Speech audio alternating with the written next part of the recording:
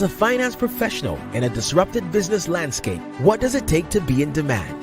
What does it take to attract great paying international roles?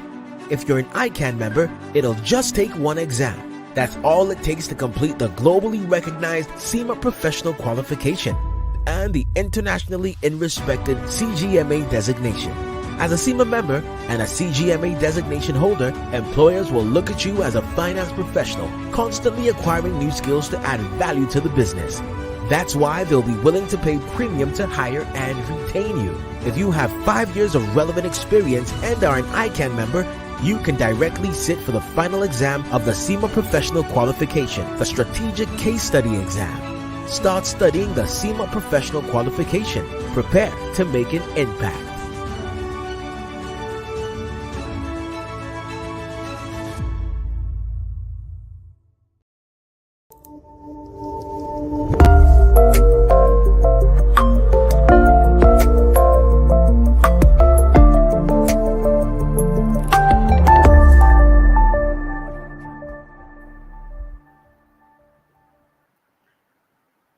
Good evening, professional colleagues. Good evening, friends of the Institute of Chartered Accountants of Nigeria. Good evening, wonderful students, ladies and gentlemen. It is my pleasure once again to host you on another edition of ICAN on Air. This day, Tuesday, 27th day of the month of September in the year 2022.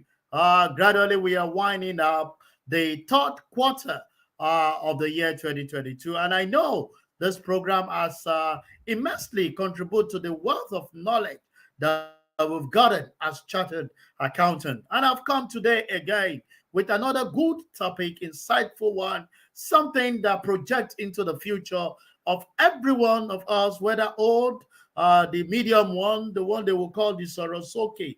Every one of us needs to prepare for the future. And the topic of discussion for today is pension. Is it life after work? That's a big question. And to provide answer to this and give more insight to it, I've gotten Mr. Oguche Agudah, FCIB, FCA, currently the Chief Executive of Pension Fund Operator Association of Nigeria. In his role, he leads the effort of pension industry in Nigeria in engaging the regulator, the media, and the financial market and other stakeholders in order to ensure the interest of the pension industry and operator. He has also served as board member of the Nigeria National Advisory Board on Impact Investment.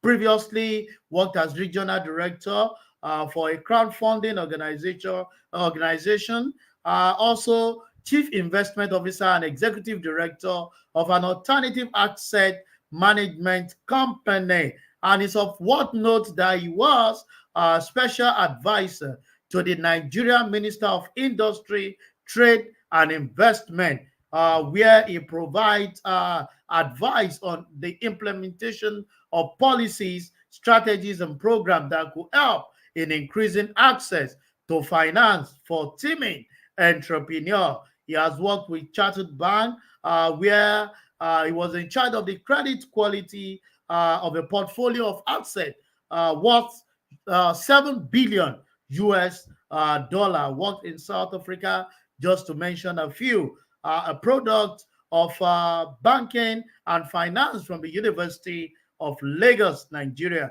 A fellow of both Chartered Institute of Bankers and Chartered Institute of Stockbroker, a prolific writer who has a column in both the local and the international stage.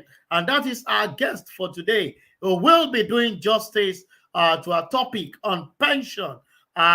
Is it life after work? Definitely, he is prepared to do answers to the question of today. But before I come in with our guest, I quickly want to go on a very short break, knowing fully well that we all understand that the commercials that we place here is globally seen, and you definitely have a wide coverage of professional patronizing your goods and products, and that I will be going on a very short break. And when I'm coming back, I'll come in with our guest, where we'll be doing justice to the topic of today. Get prepared, get your pen ready, get your book by your side. I will be back shortly. Save the date. Make it in October to remember as you register and plan to attend the 52nd ICAN Annual Accountants Conference. Date 10th to 14th October 2022. Venue ICC Abuja and Sheraton Abuja. For more inquiries, call 070-501-80222 or 090-625-47263. You can also visit the ICAN website www.icanig.org to register. Thank you.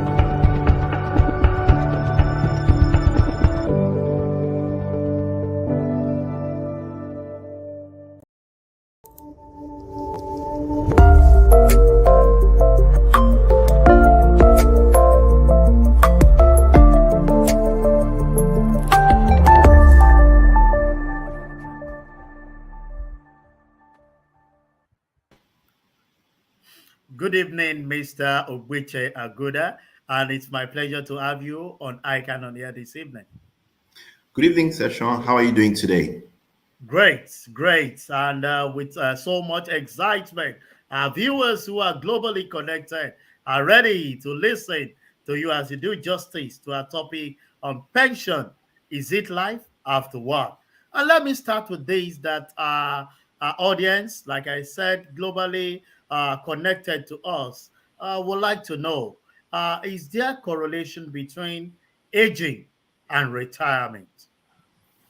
That's a very interesting question. And I think aging, as the word connotes, it means that you're getting older, you're no more young, and you're getting older. Retirement, on the other hand, is what you do after work. So oftentimes when you age, you get to the stage of retirement. But some people can actually retire without aging. So people can decide, I want to stop work. I don't want the grind of 9 to 5, or I just want to retire.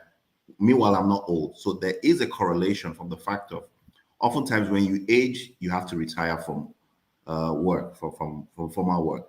But you don't have to age in order to retire. So I think that's the correlation. And I know that there's been people saying they want to retire wrong, retire early. That's fine, but that's the correlation. Oh, that's beautiful. Saying the correlation between aging and retirement, saying that definitely at a very young age, you can decide to retire and move on Yes. with life. Well, as an astute pension expert from the profile I read, can you educate our global audience on the difference between pension and retirement, especially as it relates to their respective plans? Great.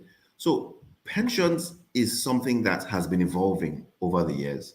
When people hear pensions, typically they think of, when they retire. But something that I always preach is that pensions should be something that you engage with even throughout your work life, right? So pensions has evolved over the years.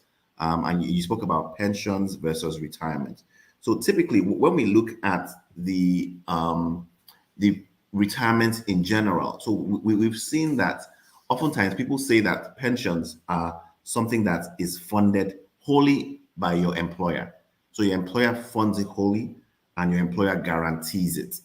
And meanwhile, retirement is something that is funded by you as an employee making a contribution and your employer. So we can denote them in two main areas, which is the defined contribution and the defined benefits. So defined contribution is something that you as an employee contribute also. And that's the system that we run typically in Nigeria since 2004 when the Pension Act was enacted, whereby, out of your own salary, you are contributing a portion towards your pension and your employer is also contributing a portion. However, the defined benefits, you don't contribute, but the employer sort of guarantees and ensures that when you finish work, there's a pot of money available to you. That sort of scheme is fading out globally. So globally around the world, many people are moving away from defined benefit to defined contribution. And typically defined benefits will be what people term as a pension plan, and defined contribution is what people typically term as retirement. So that is the major difference. Oh, very wonderful. Talking about defined contribution and defined benefit, and people shifting their base to define benefit. Let me ask this question straight away. What does pension mean to a professional? Yeah, I think for a professional, it sort of gives you that confidence to work, to give your best, knowing that the work you're doing is not going to go in vain. So pensions for a professional, at the back of your mind, you know that you've got a pot somewhere you can fall back to. And typically, if pensions work the way it's meant to work, it's meant to guarantee that at least you get at least 50% of your last salary when you are working every month. And it's expected that at that time, maybe you're in your 60s, you would have taken care of the basic things. Your kids finished school, you got a house. So what you typically need to live on is your basic expenses and just, nothing too major at that time if things work according to plan. So for professionals, pension really means, you, whilst you're working, able to give your all, be professional, be diligent, add value, knowing that, when you finish work, there's some money waiting for you, and which is based on your toil throughout your working life to at the point where you're not able to work, but that there's money waiting for you in retirement. And I think that's what it means for professionals. That is a very good one. Talking about as we are now, have the confidence to work, add value, put in your best. Definitely, you're talking of having a guaranteed funds that is awaiting you. And interesting to know that if things work well, at least you have 50% of your last salary that is guaranteed for you to live. And if you're able to take care of the basic things of life and all the things, at least you just sit down and possibly be reading newspaper and be enjoying your life. Mr. Bridget, let me continue by saying a lot of people are interested in cashing in their defined benefit scheme. What's your advice on this? Well, so that's a question I get all the time. People want to take their pensions now, cash in. Some people say, I'd rather take the money now. I don't want to wait until when I retire.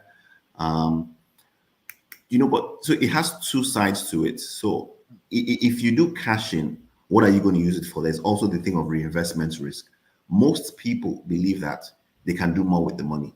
They'll invest in the business, they can do their investments, they have higher risk investment that can give them higher returns. And sometimes that's true. But the thing is, with a defined benefit or with a pension plan, whether it's defined benefit or defined contribution, there's a process, there's a system, oftentimes it's guaranteed. With you, if you take it on your own, you're taking the risk by yourself. If it goes bust, then you're on your own. But with a pension plan, either with your company or a defined contribution, then you know that there's a structure that ensures that it's there. You take on the risk if you cash in, and there could be benefits, but you also take on the liabilities. So that's a risk in cashing in on your pension plan early. And that's something people need to think about. It might seem like, well, you've got the money, you can do what you want to do with it, but it's not that rosy. Financial markets can go haywire. You can make bad bets, and then where do you fall back to? And I know some people will even say, let me enjoy this thing I've labored for while I'm alive, not saving it for future. But that's a very good advice. Talking about when you try to reinvest the funds, the risk attributable to that particular investment, one is to take caution and that is why we have the pension administrator to guide. Let me state that all our viewers, the portal is open for us to bring in our question.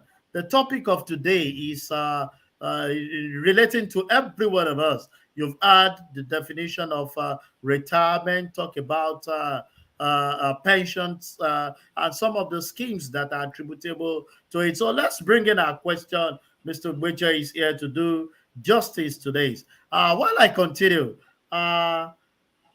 based on your immense experience in pension environment, can you say that pension is the all and end for retirement savings? What about using property and non-pension savings? Yeah, so much as I work in the pension industry, and I'll say pension is the all, but that's not true. So what we typically advise, pension is a part of your retirement plan, and it's a part of your financial plan. So ideally, everyone should have a financial plan. How much do I want to have in retirement? What are my expenses in retirement? How much will I be spending? What other things am I doing? So it's really, so for instance, if we use Nigeria as a case study, so every month, 8% of your basic housing and transport allowance is deducted for pensions. And many people, especially in Nigeria, are saying, the money is our own, give us the money. Simple question I ask. So every month, the pension, a mandatory pension contribution of 8%. What happens to the other 92%? So somebody has been saving the 8% for you, and that money has grown, and you want to say, that's my money, I want to take it. But Mr. Man, Mr. Woman, what happened to the other 92% that you are spending? So number one, I like to say people should increase their voluntary contributions, because with pension plan, you can increase your voluntary contributions, and those contributions are tax exempt. So in a sense, you can sort of get a higher amount of salary from a tax point of view, because any money you put aside outside the mandatory contribution is tax exempt, right? And what will happen is that that money also begins to grow because the PFAs begin to invest it. But also, people should also look at other means of investment, like property. Sometimes even having your own collective investment schemes, what will advise is that mutual funds, or having some private arrangements, maybe foreign currency. So essentially what I'm saying is that your future should not just be left to the mandatory pension plan that the government has put in place. That is fine, and that's a minimum. But everyone should begin to think of, how do I want to live in retirement? What am I going to do after retirement? What sort of business am I going to do? What skills do I have? Because I always say that you are the most important asset. So you need to develop yourself even when you are working, so that, when you finish work, you can become a consultant, a radio host like Session, or, just any other passive sources of income. There's nothing as good as being futuristic. Your future is in your hands, and nobody is going to determine that. And you've just mentioned to us that look for way aside the contribution, the statutory one. Make sure you increase your voluntary contribution, and you take advantage. We know that as professionals, it's tax exempted, and you can save for the rainy day. Even if there are no side hustle like we are doing, you can definitely have something that you will. Erin Folami was asking a question, my producer. I don't know if you can bring that back on the issue of RSA. He was asking that why is it that they don't pay back the old funds in the RSA after retirement? Thanks. That's a good question. So what happens is, so we need to look at this holistically, right? And personally, I like to think of the whole economy. I mean, my wife accuses me of trying to save the country, trying to save Nigeria, and sometimes, be selfish, right? If you look at it from a selfish point of view, now, there are many professionals here, chartered accountants and the rest, but if we look at it from a personal point of view, if you've built up your savings, for instance, and you have 20 million, right? And at the end of your work life, the pension fund, they give you the 20 million. Okay, that's fine. It's your money, you say you take it. What if you spend the 20 million in year 1, year 2, year 3, year 4, or even let's say year 5? That 20 million is gone and you are 65 years old. What happens to you and your effect on the society? So what happens is that if everybody is paid their money right now, the society will begin to degenerate because we'll have old people who are dependents who don't have any source of income. But what happens is that when you retire, the pension scheme as it's practiced today is meant to give you at about 50% of your money as a lump sum, and then on a regular basis begins to pay you money that is equivalent to 50% of your last salary. So two things: you're meant to have a lump sum, which is probably about 50% of the money in your account. There's a formula that is used, and then something that will take you till when you pass on. Because if everybody takes their money then and is squandered, what happens to the nation as a whole? Because we increase the dependency ratio. People are growing old and you don't have money to take care of them. And they're going to be a burden on society. So government has to take extra income to fund them. So we need to look at it holistically to say, rather than individualize using their money, that we need to think of the general. Again, I'll go on to something again. In Nigeria, recall at some point in 2015, 2012, 2011, we had the excess crude account was about 20 plus billion. What did they say? They said, we can't keep money for the rainy day. Let's spend it today. What has happened to that money today? The governors that took that money today, what happened to it? We need to learn as a country that it's not every money we spend. We need to manage money for the general good. Out of that excess crude account, $1 billion was used for the Sovereign Wealth Fund. Today, the Sovereign Wealth Fund is still their funding project. But the 20 odd billion that was shared by the governors at that time, what can we really point to? So what I'm saying is the pension funds are there and people want to say, it's my money, let's take it. But rather what we should be thinking about is how do we use that money for the general good? Instead of everybody buying cars, why can't we use the money to buy trains? Instead of everybody taking the money to fly abroad for health check, why can't we use the money to be able to increase and improve our healthcare? So we need to begin to think differently about pensions and how we use the money for the general good as opposed to individual good. Think differently, think outside the box, and see how effectively you can manage your finance. Don't eat your tomorrow from today, because I remember it was a huge amount of money 2019, and today I'm sure it's part of what some of us are actually biting on. I make Kisley is asking a question, Mr. Bridges, based on your professional echo, will you advise a pension scheme in Nigeria where inflation, would you advise a pension scheme in Nigeria where inflation eats up your tomorrow savings, looking at time value of money? I'm sure that's a professional accountant, cum economics. Kingsley, that is a brilliant question. And, I get that question many times. So let's look at it this way. So NBS released the inflation figures a couple of weeks ago, about 19.5, or is it 20.5? 20.5. 20.5%. Some people will argue that it's even more, especially food inflation. Cost of food has gone up and we're getting inflation from, imported items and things like that. So, and we're in a low rate environment, even though MPC just increased rates today. But if inflation is 20 and average earnings on your returns is about 15, meaning that there's a negative return. But what I always say is that a pension plan is typically for at least 20 to 25 years.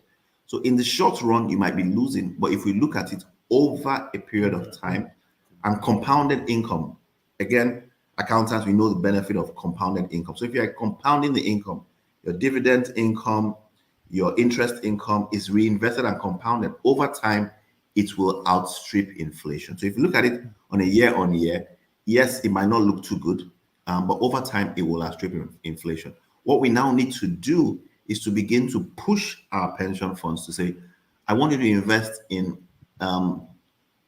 investments that bring higher returns. And one thing that most people don't know is that Nigeria operates a multi-fund structure. So there's a fund one, which is aggressive. So you can approach your PFA and say, I'm not happy with the returns on my particular fund. Can you move me to a more aggressive fund? So there's a fund one, which is aggressive, fund two, which is a bit balanced, fund three is conservative. So I like to preach that individuals who engage their pension funds, engage your PFA.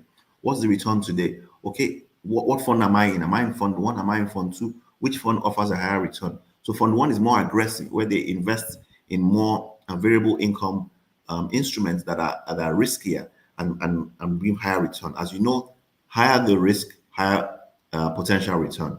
So returns will be low as long as people begin to are investing in lower risk instruments. So yes, I get your pain about inflation, but that is only in the short run. If you compound it over a 20, 30-year period, you will outstrip the inflation for that same period.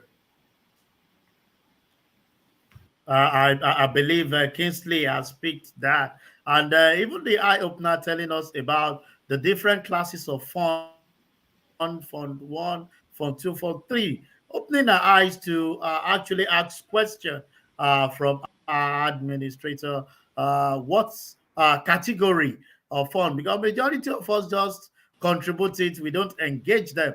But you've actually challenged us today to see how to ask them where they put. I'm sure put my funds in the aggressive fund one. The higher the risk, the higher the return, and I can do more justice to it. I can see the question from our members who are connected globally, and I want to appreciate you for that. But I'll come back to you, Yeyemi. Let me ask this, knowing fully well that Mr. Oguche is an entrepreneur par excellence. I haven't worked with the Minister of Investment Trade. I want to ask, does early retirement encourage entrepreneurial activities? Are there medium or old age people interested to invest their business, their pension in business or not? That's an interesting question. Many people ask, are entrepreneurs born or are they taught? So some people are natural entrepreneurs. Session, you probably know some people who are your friends, even while they were in ICAN. Some people will say, okay, I'll train you. They'll collect money. So some people already begin to think of business ideas. So what I always say is everybody should understand themselves, know your strength. Some people are actually policy makers. They might not do well in business, but they do well with policies, running other people's business. So it's very important for everybody to know their strengths, know who you are. Some people, because I am involved in the pension industry, I know a particular individual who is retiring next month. I know what he told me. He says, you know what, I can't do business. I've worked for 35 years in a manufacturing concern. They've done well. I've been able to build my pension well. You know what I'm living on? I've made investments throughout this period. So I'll be checking my stocks, checking my investments. But if I do business, I know I'll lose the money.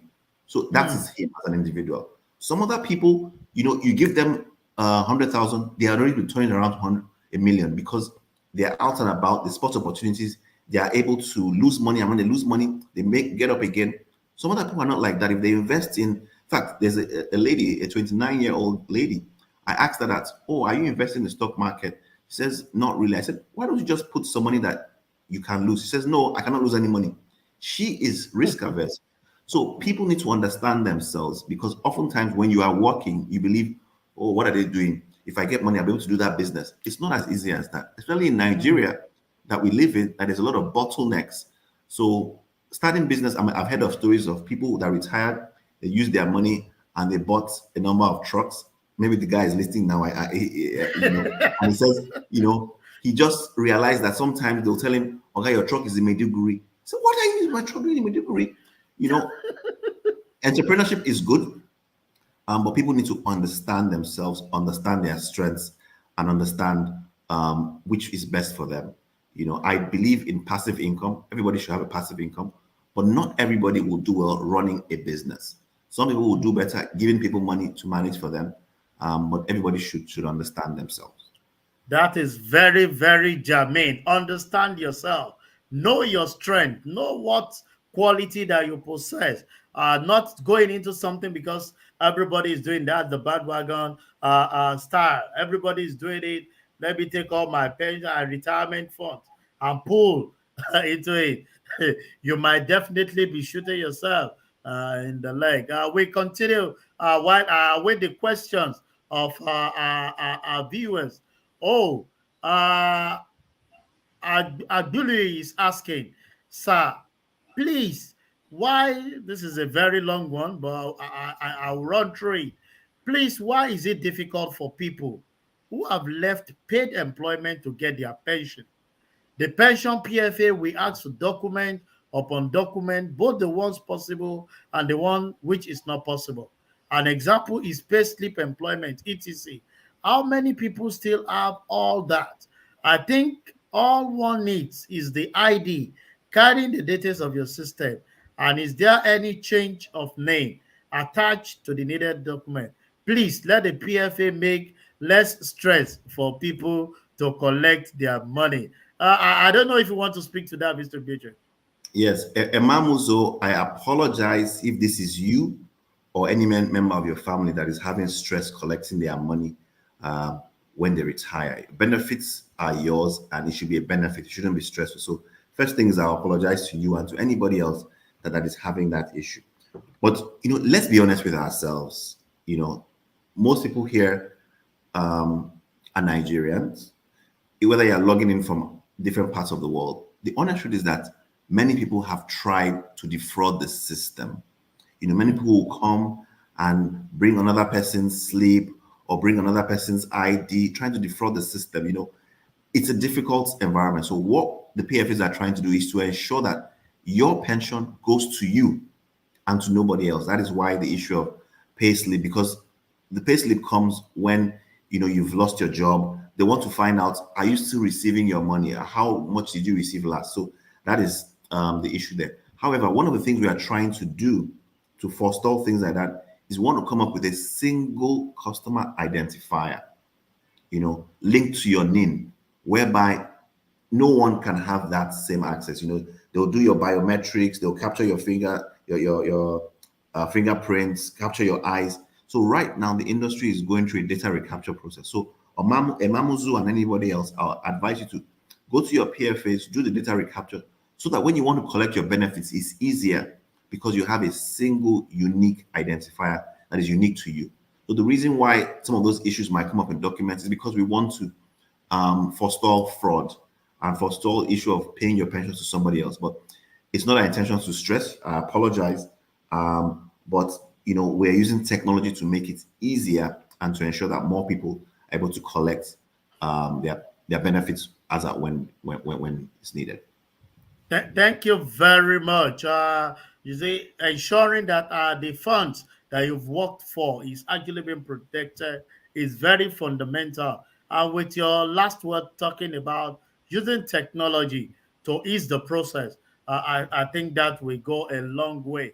Oyeyemi wants to find out before I go to the current circular that we have. That's something I know will interest our people. Well, let me quickly attend to Oyeyemi's question, asking that what are the steps involved to assess one's pension? Oh, Oyeyemi, okay, I will assume that either you've made pension contributions and you want to access it. So there are different ways and reasons for accessing it. Number one is if you have lost your job. So you've lost your job, and for 4 months you haven't got another job. You can approach your PFA to say you've lost your job. I want to collect 25% of what you have in your RSA. In that case, they will ask you for a number of documents. They want to get your bank account to ensure that money has not been going there. They will ask you for your last pay slip, either a termination, resignation, or sack letter, so just to be sure that you've lost your job and that you're not receiving money. So if they can confirm that, they'll pay. The other thing is when you retire. So when you retire, there are a couple of documents that they'll ask for. And if you go to most PFA's website, I don't know which PFA you use, you'll see it on their website telling you the documents you need to be able to get your retirement. And it's not much. The industry has paid trillions of naira in retirement benefits to people when they retire and it's time for you to collect your benefits. You'll get it as long as documentation is correct. Let me quickly attend to Dr. Abel Asay's question, connecting life from Abuja. He's saying that despite the introduction of contributory pension in public service, civil servants still receive gratuity. What? Is it legitimate? Similarly, political office holder like governors receive gratuity for serving for 4 or 8 years. Is it justifiable? I'm sure you will do justice today because you've moved at the corridor of power, and it will be it will be right. You avail Dr. Say the response. Dr. Abel, you are trying to shake some tables this evening. Okay, the first thing I'll say, Dr. Abel, I mean, to be serious, is that so the Pension Reform Act states that your employer is meant to make a minimum of 10%, and you are meant to make a minimum of 8%. So the word minimum means that your employer can decide to do more. Some employers can decide to say, okay, I don't even want you to contribute. I'll contribute your 8%. So it's dependent on the employer, right? Again, when you retire, your employer can decide to give you a gratuity. It's dependent on the employer. So in the civil service, or I know some ministries, some departments, some departments and agencies still operate the gratuity scheme. Even some private sector companies still operate gratuity. So what you have contributed during your pensions is in your RSA. But when you're leaving, some might say, okay, you've done well, I can give you this amount. The law does not preclude companies from doing that. That is a private arrangement between the employer and the employee. If the employer believes that they want to do it, they can. The law does not preclude them. So that is an addition. But what the law says is there must be a minimum. So if you are working and you're employing more than 3 people, and you're working in the private sector in a federal government agency, you must contribute a minimum of 8% for the employee and 10% for the employer. That's the minimum. People can decide to do more. With regards to the governors receiving pensions after working 4 years and 8 years, I think that is more a moral question, because oftentimes what has happened is that these governors have passed a law within their states. So the states passed the law, and the law gives them the right to do whatever they have done. Whether it's moral is a different issue. The Pension Reform Act does not rope in political office holders. So the Pension Reform Act is the act for workers and people that are not political office holders. For political office holders, their pension system is differently. And for governors, I know that they have gotten their House of Assemblies to be able to either pass laws that enable them to do what they have done, whether after 4 or 8 years, take pensions. That's a moral issue. And that is, outside the law. That's what I can comment on. That it's a moral issue. So if someone believes that, he has worked for 4 years and he decides to collect this amount, and then he passes it through the assembly that is consists of about 20 people, and they agree with him and they sign with him, then that's on us as citizens to be able to say, okay, we vote you out, or why is our legislator, or why are they passing this? So that's on us as citizens. So it's more of moral than the legal act, because they've already entrenched it in the law passed by their state House of Assembly. And who we once voted it's into law, power. Who we voted it's into law. Nobody can. So let's continue so that I can treat the question from Dauda. I said it that I want to go on the new circular released by PENCAL. We heard about the circular, and it's enabling pension contributors to use up to 25% of their retirement savings for mortgage purposes. Can you please enlighten the basic feature of this new rule for the benefit of our audience? And I'm sure Dada will be able to pick response to the question on board. All right. Thank you, Session, and thank you, Dauda. This was a new policy that was released last week, and it's something the industry is excited about, something that many people are excited about. It has actually, discussions have been ongoing for a while, and we're happy that it's come to fruition. So the basic principles are that, everyone who has an RSA is eligible to access this. However, you must have been making contributions consistently, employer and employee contributions for at least 5 years, minimum of 5 years. So if you have been making contributions consistently for 3 years, you don't qualify. For 4 years, you don't qualify. But you must have made contributions consistently for 60 months, which is 5 years. In that case, you qualify. If you have about 3 years or less to retirement, you don't qualify. So the people that qualify are those that have 3 years and above to retirement. So you have 4 years, 5 years, 6 years, 10 years, you qualify. But if you have 3 years and less, you don't qualify. Again, if you have collected 25% because you lost your job, you can still qualify, provided that you've gone through at least 5 years of consistent contributions by employer and employee. Again, those in the informal sector can also qualify if you have a micro pensions account. A micro pension is a self-sponsored pension plan which the industry has been pushing. So you qualify if you have a micro pension account, you're self-employed, but you must have made consistent contributions for a minimum of 5 years. So those are the basic tenets and the requirements for this new policy.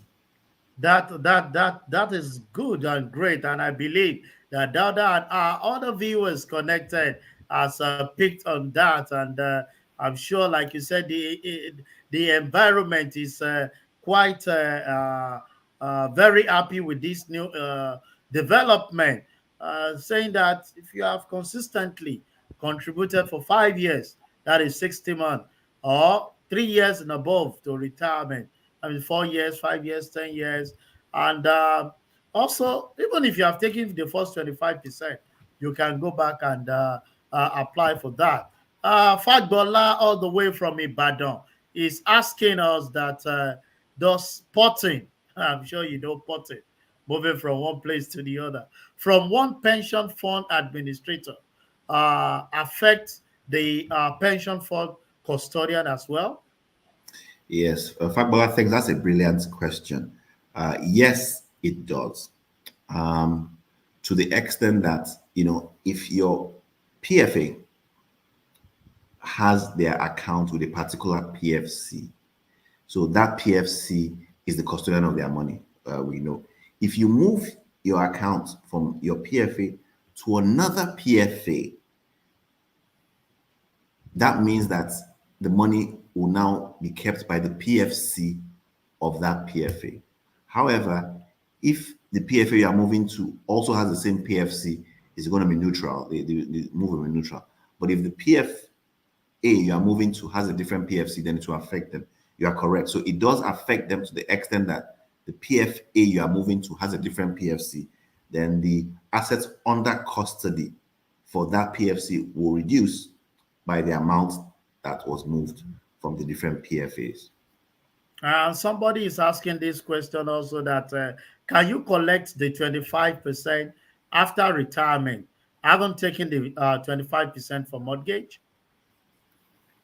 Okay, so what happens is that if you take the 25% for mortgage and then you retire, the payments at retirement will be based on the templates. There's a template and the law. It's based on the law and the template that PENCOM has. So what I said is that when you again, if you are taking the 25%, you need to sign a consent form with your PFA. You'll be asked to sign a consent form because we don't want you to come in future to say, oh, I'm meant to collect this amount.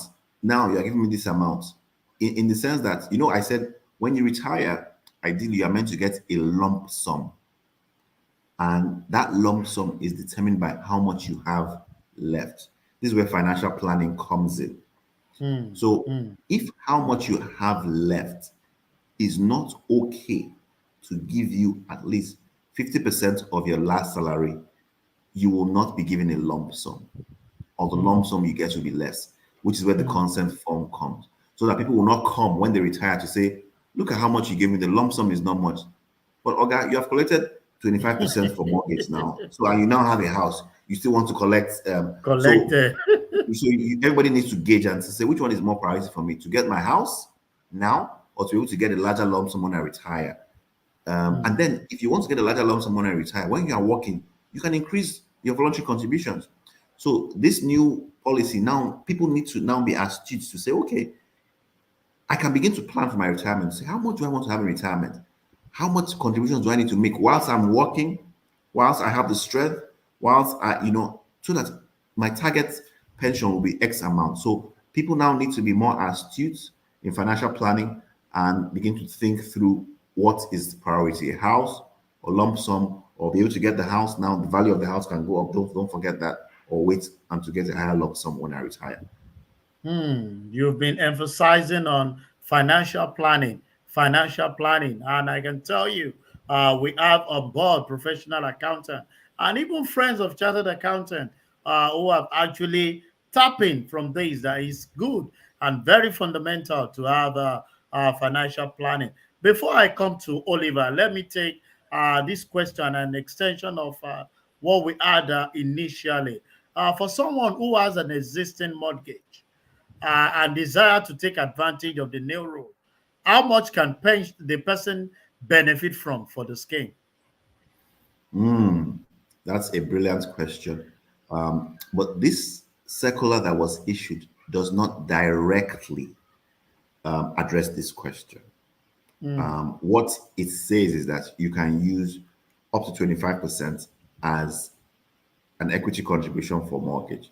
If you have a mortgage already, engaging with your mortgage bank, perhaps you can use that to release some equity, but that is not explicitly stated in this policy. So that will need to be engagement with your mortgage bank and your PFA. So that's, I guess, on a specific basis. But the policy does not specifically address this, but I want to believe that there are windows that can allow that.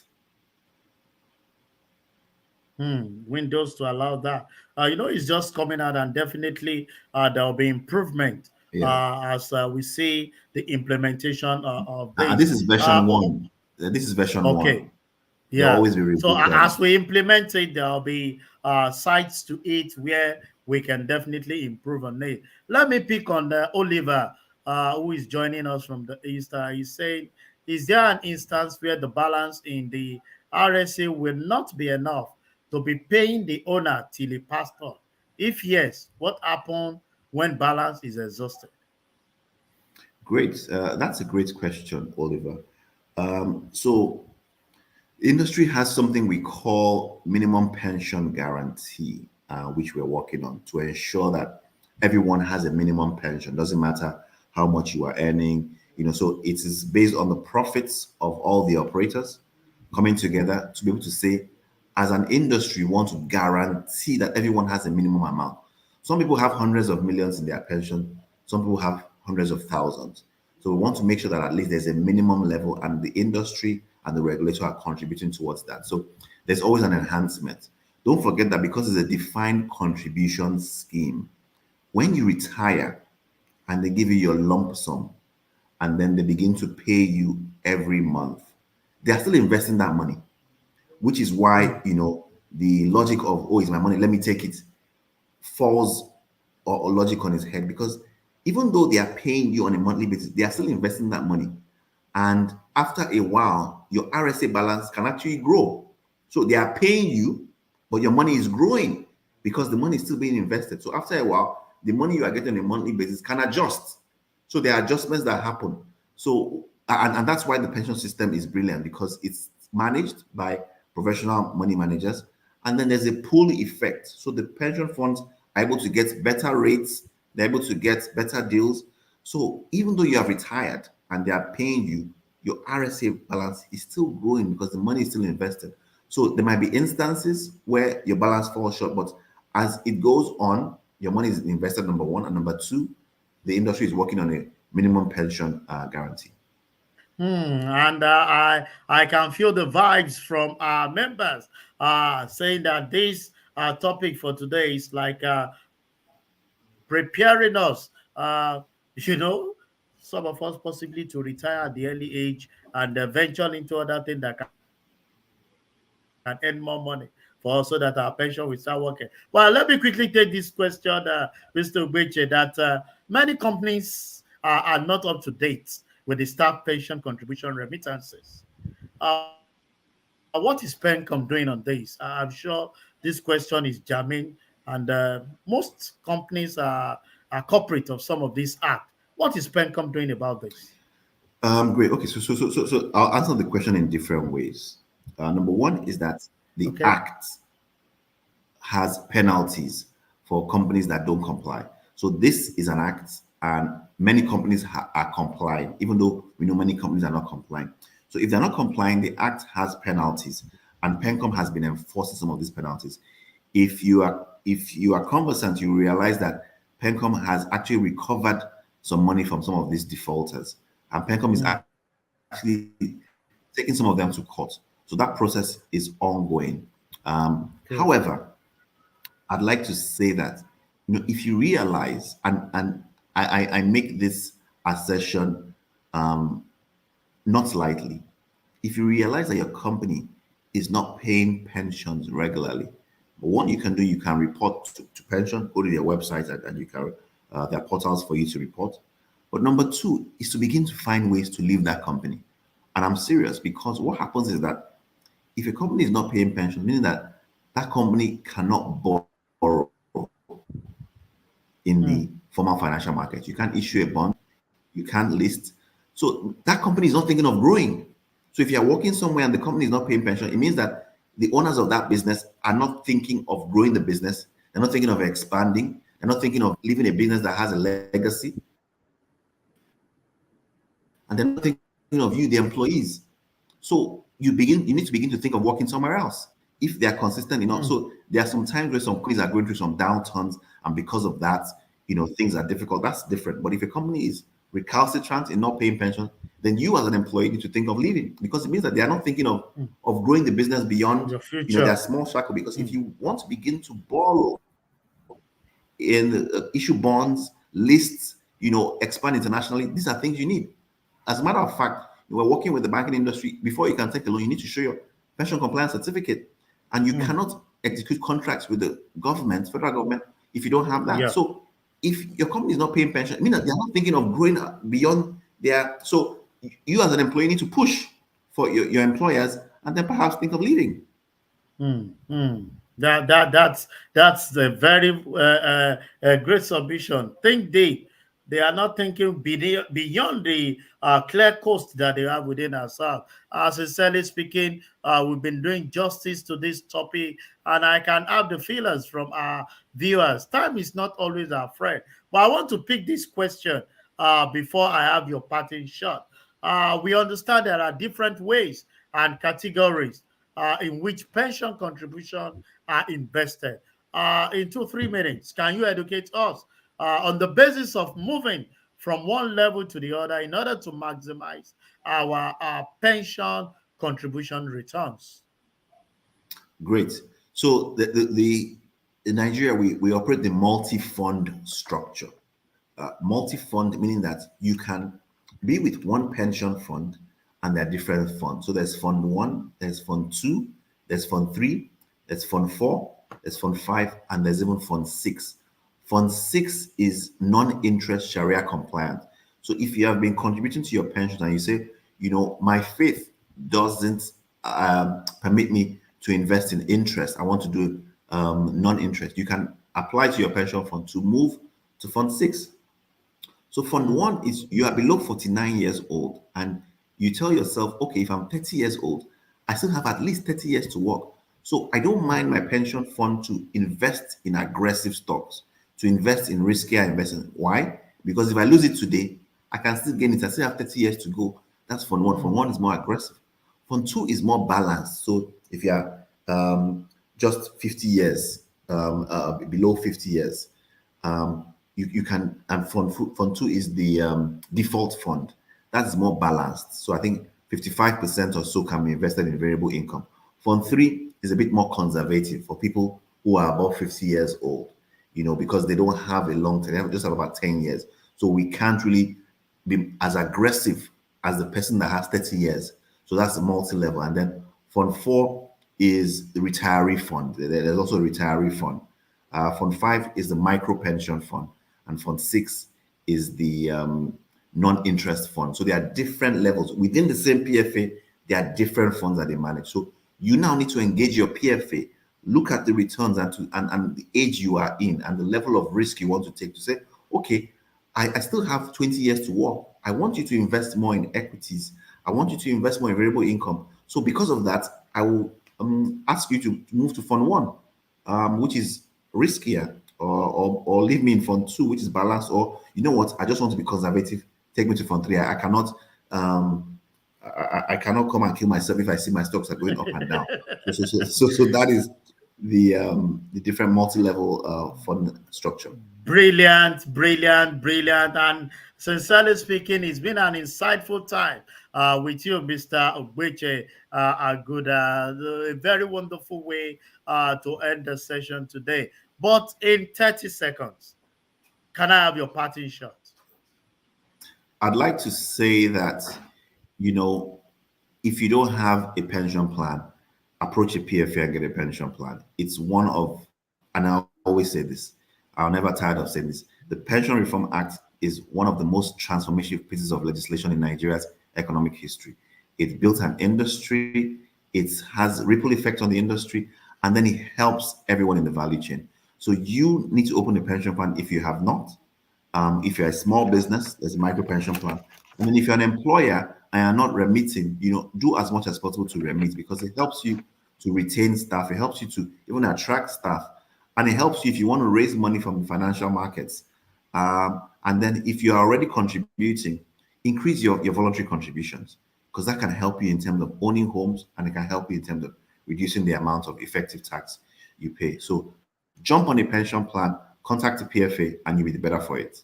Those are my parting shots. Jump on a pension plan, contact a PFA, and you'll definitely be happy that you do that. Thank you very much, Mr. Oguche Agudah, for sharing your evening with us on ICAN on Air to educate our members and providing answers to our question of today, saying pension, is it life after work? And I believe that our participants, our viewers, have benefited immensely from your teaching today. Thank you very much. And to all our viewers, I sincerely want to appreciate you for making out time to be part of today's episode of ICAN on Air.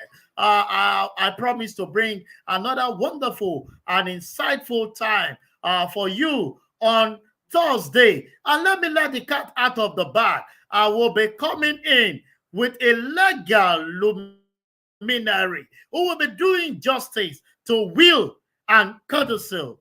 What professional needs to know? I'm sure you're asking yourself. Watch out for the flyers and stay connected with me on Thursday, when I'll be bringing your way a guest that will do justice to this topic. On this note, I want to remind us of the 52nd Annual Accountant Conference coming up in Abuja from the 10th to 14th of October 2022. We welcome you, and the 58th president will be waiting to host you at the ICC and the Sheraton Hotel in Abuja. Make it a date, increase your knowledge base. And also, the World Accountant Conference will be holding in Mumbai, India, come November 18th to 21st. But part of it, we all know the strategic position of ICAN in IFAC, and we expect that you'll be there for great networking. On this note, I will be rounding off today till I hook up with you again on Thursday for another insightful session. I remain your host, Olusegun Okwade. Bye for now.